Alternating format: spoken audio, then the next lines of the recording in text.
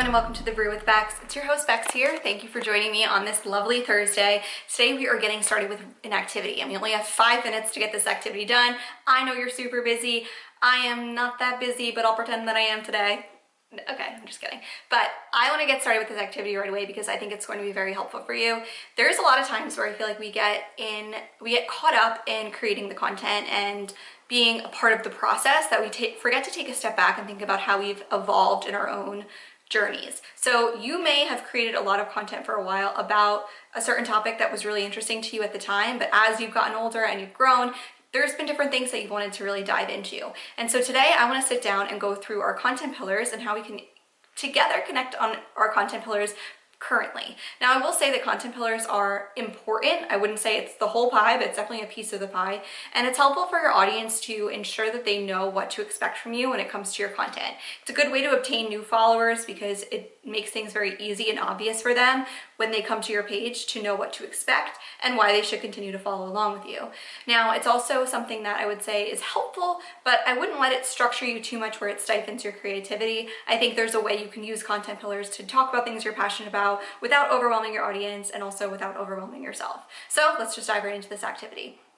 I want you to take out a pen and paper and to jot down 1 to 10 topics that you are passionate about. This can range from working out, journalism, playing with your dog, going on walks, traveling, whatever it may be. Sit down and write down 10 things that you are passionate about or you greatly enjoy.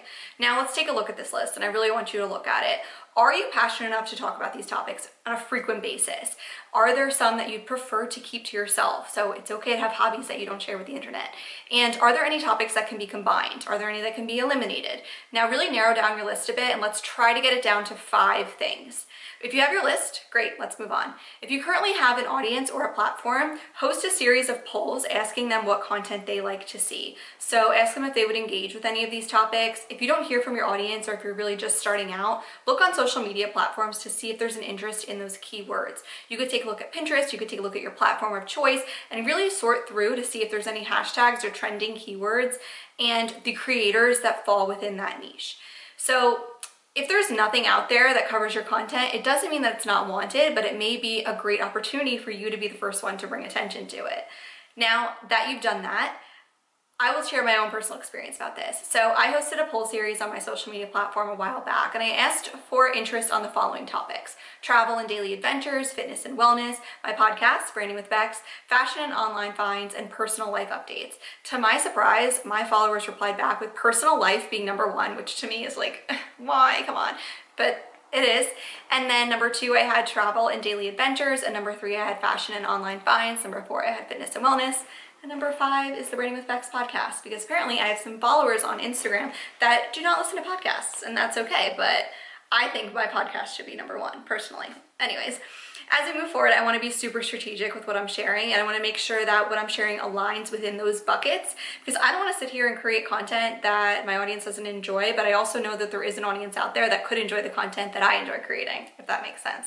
So I want to continue to create content that I'm enjoying, which is the podcast right now in this like era of content creation for me, but I also want to make sure that I'm aligning with these topics that people seem to really enjoy learning more about. And this will make content creation much easier, much more focused, and it will avoid confusion on my page. It will also put the fun back into creating content because I have a little bit of a structure and makes things a little bit more efficient. So I hope you guys enjoyed this episode, and this maybe helped you to determine some content pillars for you to start creating content for and make content creation fun for you. Hope you guys have a great weekend, and I'll talk to you next week.